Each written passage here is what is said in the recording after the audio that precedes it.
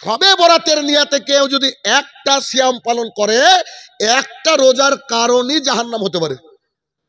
আবার বুঝেন, বাড়িতে গিয়ে আপনার মাকে বলবেন, আপনার স্ত্রীকে বলবেন, শবে বরাতের নিয়াতে কেউ যদি একটা সিয়াম পালন করে, একটা রোজা করে, একটা রোজাই যথেষ্ট জাহান্নামে যাওয়ার জন্য। কেন?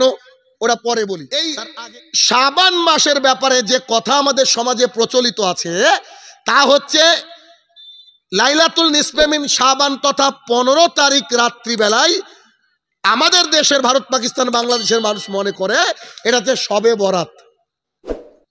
এই শব্দটা শুনেছেন? একটু আওয়াজ দেবেন, তাহলে আমার বলতে সুবিধা হবে। শব্দ শুনেছেন? আচ্ছা, শবে বরাত এলাকায় প্রচলিত আছে? আছে। ও, তাহলে তো বলা জরুরি। শবে বরাতের ব্যাপারে আমরা কি জানি আর আল্লাহ এবং আল্লাহ রসুল আমাদেরকে কি বলেছে, এ দুটো জানলে আমরা পার্থক্য করতে পারবো। এবার যেগুলো আমাদের সমাজে প্রচলিত আছে এগুলা সম্পর্কে আগে আলোচনা করব, তারপরে আপনার আমার দায়িত্ব কি সে বিষয়ে একটু। এক, শবে বরাত মানে শাবান মাসের 14 তারিখ দিবাগত রাত্রিতে ফজরের পূর্বে সাহারি খেয়ে সারাদিন সিয়াম পালন করলে সামনে যত দিন যাব এই এত দিনের গোনা আল্লাহ ক্ষমা করে দেন। হাদিস মেড ইন চায়না। সুবহানাল্লাহ আগে বলবেন না। হাদিস মেড ইন মানে জাল, এরকম কোন রেওয়ায়েত রসুল এর তরফ থেকে আসেনি আল্লাহর জমিনে, তবে মানুষ বানিয়েছে। যেটা প্রচলিত আছে সেটা বলছি। দুই, শবে বরাত কেন্দ্রিক আমাদের ভাইয়েরা, দিনী ভাইয়েরা, তারা মনে করে লাইলাতুল নিসফে মিন শাবান এই রাত্রিবেলায় 15 তারিখ রাত্রিবেলায় সালাতুল আলফিয়া নামে একটা সলাত আদায় করা হয়।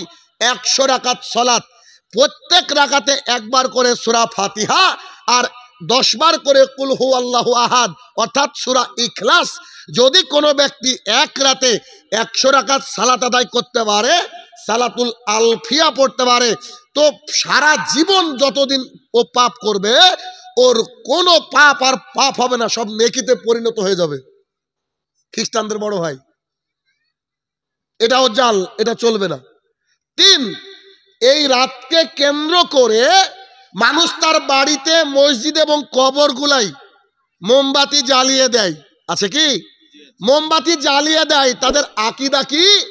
এই রাত্রিবেলায় আল্লাহ তাআলা রুহগুলাকে আল্লাহর জমিনে পাঠান, তো রুহগুলা তো অন্ধকারে দেখতে পায় না, তাই এলাকার মানুষ লাইটেড করে দেয় এরিয়াকে, আর এসে এসে তারা তার বাড়িতে যায়। চার, যারা বিধবা নারী, যাদের স্বামী মারা গেছে, এই রাত্রিবেলায় তারা একটু সেজে বসে থাকে, আজকে আমার স্বামী আমার সাথে দেখা করতে আসবে। পাঁচ, এই রাত্রিবেলায় অথবা দিনের বেলায় তারা করে কি, এই রাত্রিবেলায় সলাত আদায় করার সময় একটা নীতি প্রচলিত আছে। রাত্রিবেলায় গোসল করে গা হাত পা মাথা না মুছে তারা সলাতে দাঁড়িয়ে পড়ে। তারা সলাতে কওমার পরে দাঁড়িয়ে থাকার পর যখন রুকু করে, চুল থেকে, দেহ থেকে টপ টপ টপ টপ করে পানি ঝরে। কথিত আছে যত ফোঁটা পানি ঝরবে তত শরীর থেকে যে পাপ, সেই পাপের বোঝা হালকা হয়ে যাবে। হাদিস মেড ইন চায়না। কথাকে বোঝাতে পারছি? পাঁচ। 6 নম্বর নীতি যেটা চালু আছে, এই তারিখে রাসূল সাল্লাল্লাহু আলাইহি ওয়াসাল্লামের দাঁত মুবারক ভেঙে গিয়েছিল, তাই সেদিন তিনি খাবার খেতে পারেননি। তাই তার বাড়িওয়ালিরা অর্থাৎ আমাদের মায়েরা হালুয়া রুটি তৈরি করেছিল। কেন? রাসূল সাল্লাল্লাহু আলাইহি ওয়াসাল্লামের দাঁতে ব্যথা, তাই তিনারা হালুয়া রুটি খেয়েছেন, রাসূল সাল্লাল্লাহু আলাইহি ওয়াসাল্লাম খেয়েছেন। সেই সুবাদে আমরাও উত্তর দিনাজপুরের মানুষ আগামীকালকে হালুয়া রুটি করে বাড়িতে খাবো। তবে দুঃখের বিষয়, আমাদের হালুয়া রুটি এত টাইট হয়, এত শক্ত হয়, হাতুড়ি দিয়ে ভাঙা লাগে। আসলে নেই।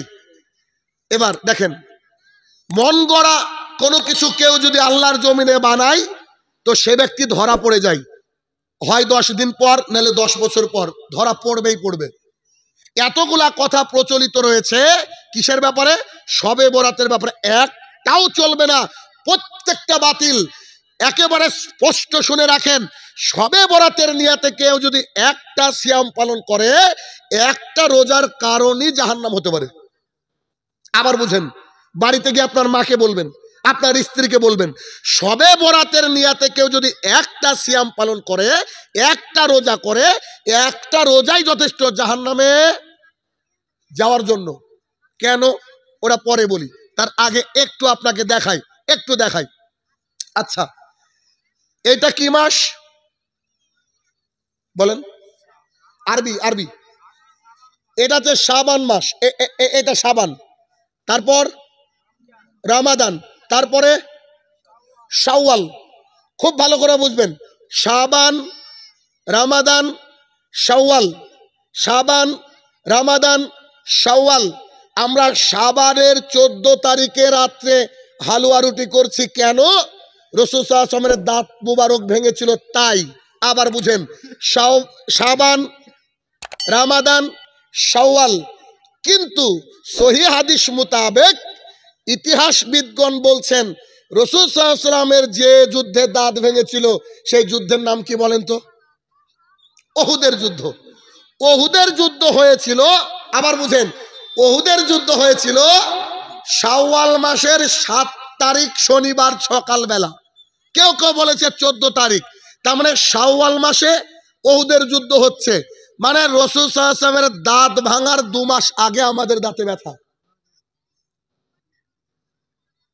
করণ দিকের মানুষকে বোঝাতে পারছি কি? মানে এ দেখেন, এটাতে শাবান মাস, তারপরে রমাজান, তারপরে শাওয়াল। যুদ্ধ হচ্ছে শাওয়াল মাসে, আর আমাদের করণ দিকের মানুষের দাঁতে ব্যথা কবে? 2 মাস আগে। এটা কি হাদিস না? নিশ্চয়ই বুঝতে পারছেন ব্যাপারটা। তাহলে মানুষ কত বড় পাগল! আর রসুলের দাঁতে যদি ব্যথা হয়, সেই ব্যথা আমরা অনুভব করতে পারবো কি? সম্ভবই না।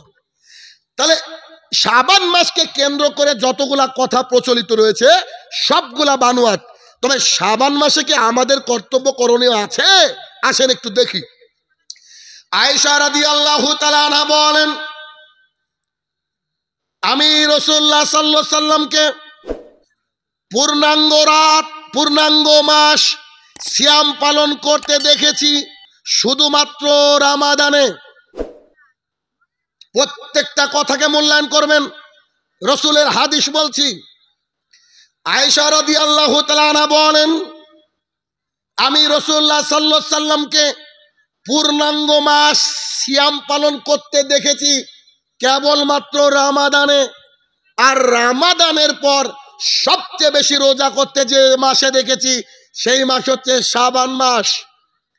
অত্র হাদিস থেকে আমরা বুঝতে পারলাম গোটা মাস রোজা করেছেন এমন একটা মাসের নাম কি বলেন তো? রমাদান। আর রমাদানের পরে সবচেয়ে বেশি রোজা করেছেন কোন মাসে? শাবান।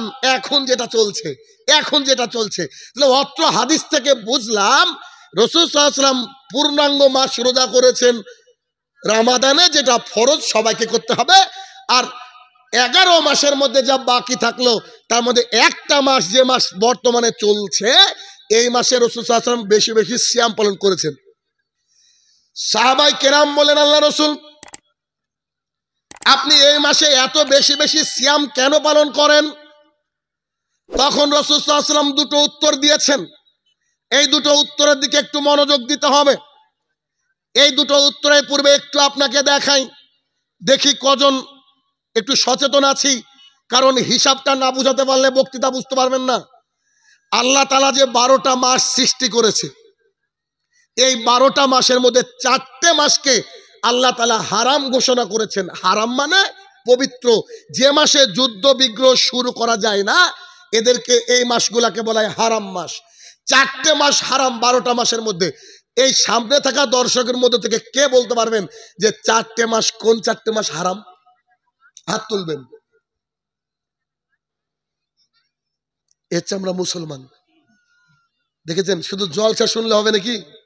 শুধু সুর শুনলে হবে নাকি? বক্তৃতা শুনে তো কিছু শিখতে হবে, তাই না? ক্লাসে গিয়ে তো কিছু না কিছু শিখেছেন। বলেন কে আছেন? আমার লেখা দুটো বইয়ের মধ্যে যে কোনো একটা উপহার দেব, আপনার চয়েস। যদি এই 4টে মাসের নাম বলতে পারেন। বিবাহ একটি ইবাদত, আর এই যে সোনালী যুগের সালাত, এই দুটো বইয়ের মধ্যে যেটা চাইবেন সেটা উপহার দেব।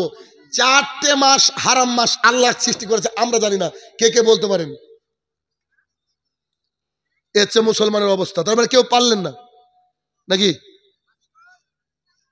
তাহলে আমি বলি, কারণ এই হারাম মাস না বোঝাতে পারলে আপনাকে এই হাদিসটা বোঝাতে পারবো না। একটা হাদিস আর একটা হাদিসের সাথে রিলেটেড দেখেন, নইলে হয় না। কেন? আপনাকে আমি টেন্স করাচ্ছি, এখন টেন্স ইংরেজিতে আপনাকে এবিসিডি শিখালাম না, পারবেন?